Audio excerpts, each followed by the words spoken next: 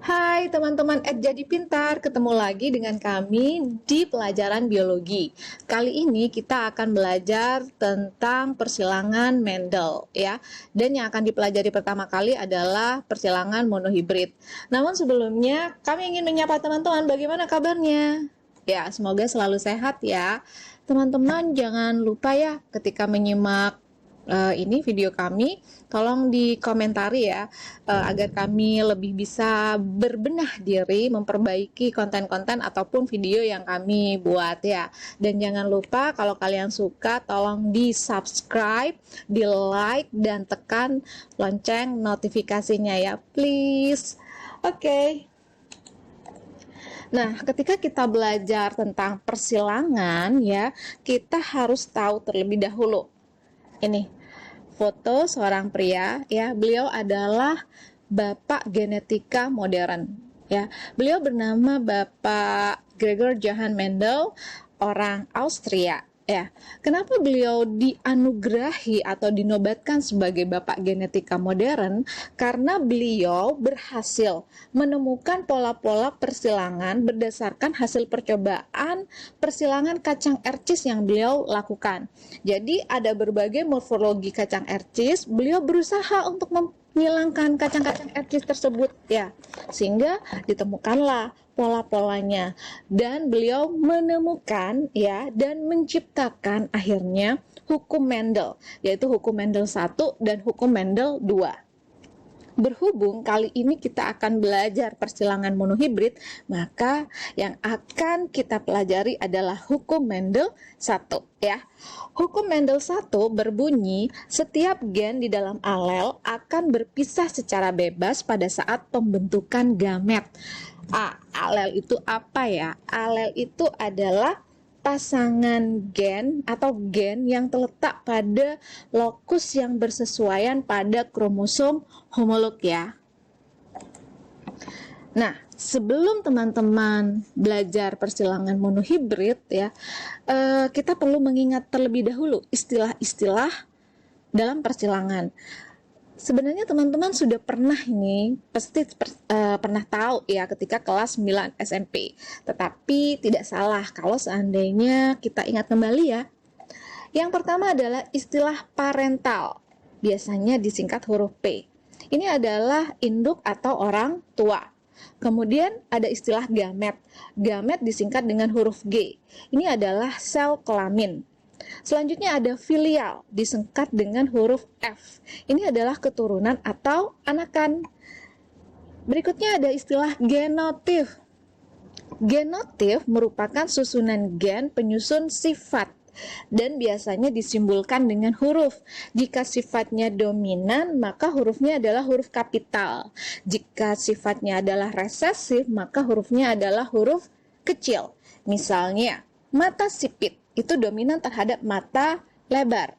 Jika sipit itu disimbolkan dengan huruf S, jika sipitnya adalah sipit homozigot, maka S besar, S besar.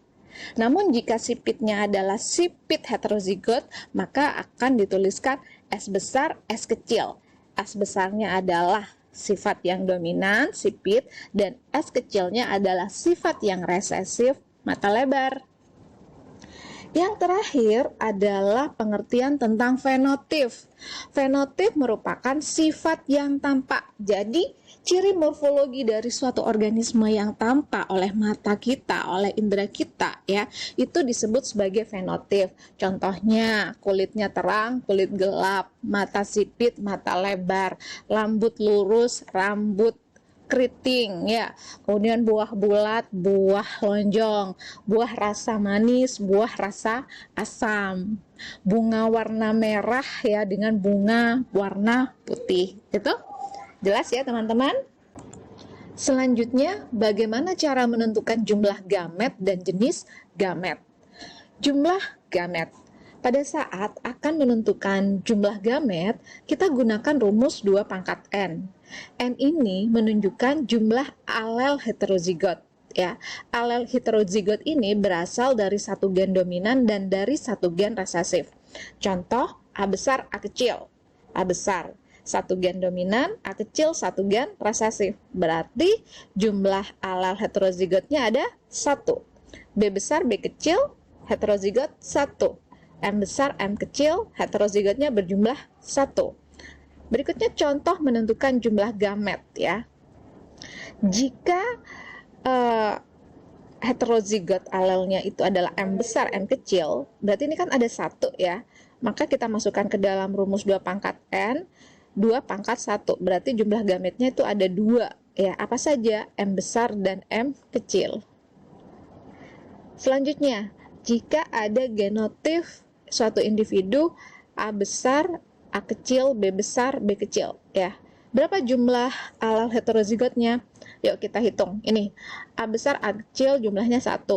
B besar, B kecil jumlahnya 1. 1 tambah 1, 2. Jadi N-nya 2. Kita masukkan ke dalam rumus 2 pangkat N, 2 pangkat 2. Maka jumlah gametnya adalah 4. Ya. Ada A besar, B besar, A besar, B kecil, A kecil, B besar, dan A kecil, B kecil.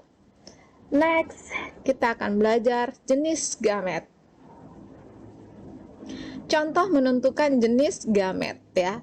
Jika genotifnya M besar, M kecil. Tadi sudah disampaikan bahwa jumlah gametnya ini ada 2 dan jenis gametnya adalah M besar, M kecil. Oke, mudah ya. Semakin mudah. Selanjutnya untuk genotif A besar, A kecil, B besar, B kecil ya. Jumlah gametnya sudah ditentukan tadi 4. Ini 4. Dan apa saja gametnya? Coba teman-teman lihat di sini ya, picture ini. Ini A besar, A kecil, B besar, B kecil. Nah, gametnya apa saja? Gametnya adalah, ini pertama kali teman-teman silangkan ya, atau kelompokkan. Teman-teman kelompokkan antara A besar dengan B besar, yang pertama. Ini gamet yang pertama. Selanjutnya, A besar dan B kecil. Yang ketiga, A kecil, B besar. A kecil, B besar ya. Dan yang keempat, A kecil, B kecil ya. Pas jumlah gametnya ada 4. Bagaimana? Cukup mudah kan? Mudahlah. Persilangan monohibrid merupakan persilangan dengan satu sifat beda. Maksudnya begini, dalam persilangan ini yang diperhatikan itu hanya satu sifat saja. Misalnya warna bunga bisa merah atau putih atau yang lainnya, atau juga bisa tinggi tanaman yang sifatnya tinggi ataupun pendek. Kemudian bentuk buah, ada lonjong, ada bulat, ataupun rasa dari buahnya, misalnya rasa buah manis atau asam atau lainnya ya. Nah, dalam persilangan monohibrid ini ya, filial yang nantinya dihasilkan ada yang menunjukkan sifat dominansi yang muncul secara penuh ya, ataupun sifat dominansinya yang penuh itu nggak muncul, melainkan sifat antaranya yang muncul, yaitu sifat intermediate. Nah, untuk soal yang pertama ini ya, kita akan berlatih ya sambil menjelaskan ya munculnya sifat dominansi yang penuh ya. Soalnya adalah ini terlihat di kamera ya. Aisyah, seorang YouTuber tanaman hortikultura, menyilangkan tanaman jeruk berbuah besar ya. Genotifnya adalah J besar dengan tanaman jeruk berbuah kecil, J kecil untuk genotifnya. Tentukan F1 dan F2 dari persilangan tersebut. Nah, di sini soalnya itu J besar atau jeruk berbuah besar itu dominan terhadap buah jeruk berbuah kecil, J kecil. Nah, seperti apa penyelesaian soalnya ya? Kita kerjakan bersama-sama. Ya, baik, dari soal yang pertama tadi ya, kita akan tulis hal-hal yang diketahui. Nah, oke. Diketahui bahwa sifat jeruk berbuah besar itu dominan terhadap jeruk berbuah kecil. Selanjutnya, untuk jeruk berbuah besar yang akan disilangkan itu termasuk galur murni, jadi jeruk buah besar, yang galur murni itu adalah J besar, sedangkan jeruk buah kecil galur murni adalah J kecil. Selanjutnya yang ditanya adalah bagaimana dengan F1 dan F2-nya, karena tidak diminta fenotip dan genotip secara khusus, maka ini meliputi fenotip dan genotipnya sekaligus ya. Nah, sekarang kita jawab. Baik, sekarang kita jawab ya. Pertama, P1, jeruk berbuah besar, J besar, disilangkan dengan jeruk berbuah kecil, J kecil. Kemudian kita tentukan J1-nya, karena di sini alelnya adalah J besar dan J besar, maka gametnya hanya satu macam. Ini hanya J besar saja, yang ini J kecil, berarti gametnya hanya J kecil saja. Untuk F1-nya, filial 1 ya, ini dikelompokkan jadi J besar dan J kecil. Jadi untuk F1 ya, genotipnya J besar, J kecil itu 100%. Dan fenotipnya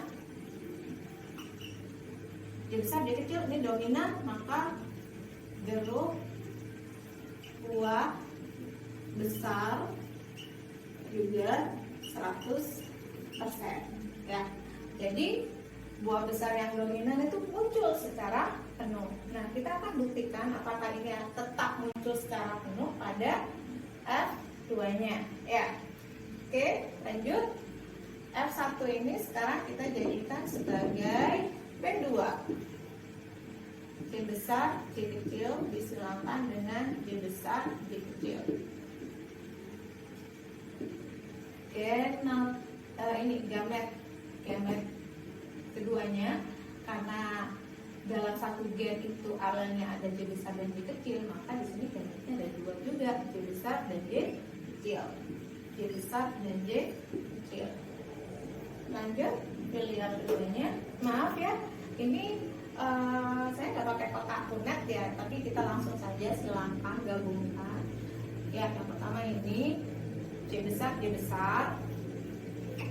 lanjut J besar, J kecil, lanjut J kecil, J besar, tapi penulisannya tetap yang kapital dulu, J besar, J kecil, lanjut lagi J kecil ya. Oke. Sekarang selama ada J besar, itu jeruk buahnya pasti berbuah besar. Jadi ini adalah jeruk buah besar. Ini jeruk buah besar, ini jeruk juga buah besar ya. Sedangkan yang ini adalah jeruk buah kecil. Oke. Sekarang kita akan menentukan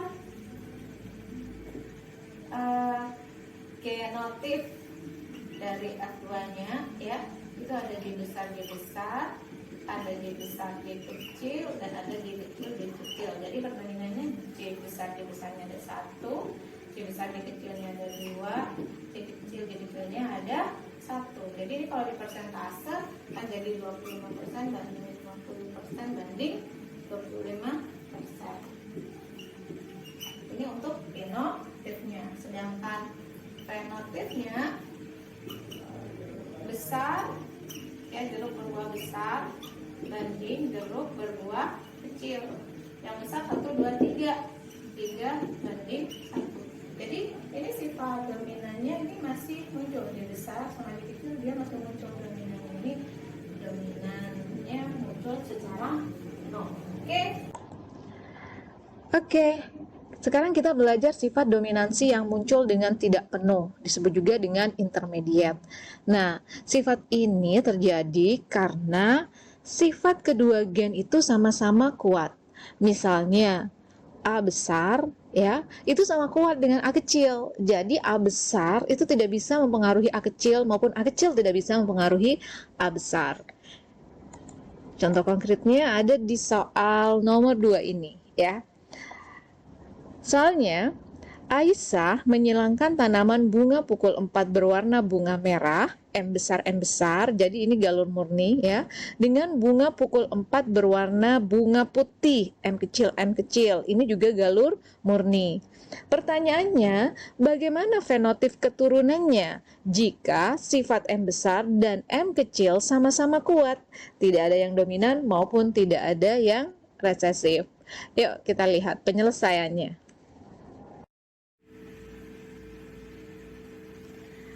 Baik, dari soal yang kedua kita identifikasi kembali apa yang diketahui ya. Diketahui jika M besar itu tidak dominan penuh ya terhadap M kecil. Kemudian ada bunga pukul 4 berwarna merah ya, bunganya merah, M besar galur murni disilakan dengan bunga pukul 4 yang putih juga galur murni, M kecil. Nah, bagaimana dengan fenotip filialnya? Itu ditanyakan ya. Ditanya fenotip filial. Oke, kita akan jawab. Tulis parentalnya M besar disilakan dengan M kecil.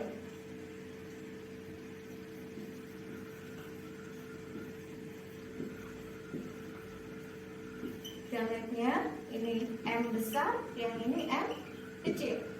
Kemudian filialnya ini dikelompokkan M besar dan M kecil. Nah, kalau dominan penuh, maka M besar dan M kecil ini akan muncul fenotip merah. Tetapi di soal dijelaskan bahwa M besar itu tidak dominan penuh terhadap M kecil. Maka di sini bukan lagi merah, melainkan sifat antara merah dan putih, yaitu merah muda atau pink. Jadi 100% fenotip dari filial ya, persilangan antara M besar dan M kecil adalah merah muda ya. Mudah teman-teman, sekali lagi monohibrid itu adalah persilangan dengan satu sifat beda ya. Bisa warna bunga, bisa tinggi tanaman, rasa buah, bentuk morfologi yang lainnya bisa, tapi hanya satu sifat. Nah, dari monohibrid itu ada yang dominansinya itu muncul secara penuh dan ada juga yang tidak bisa muncul secara penuh. Oke, teman-teman Jadi Pintar, terima kasih karena sudah mau belajar bersama kami. Semoga yang kita pelajari bisa bermanfaat untuk kita semua tentunya, dan see you next time di pelajaran biologi selanjutnya. Dah.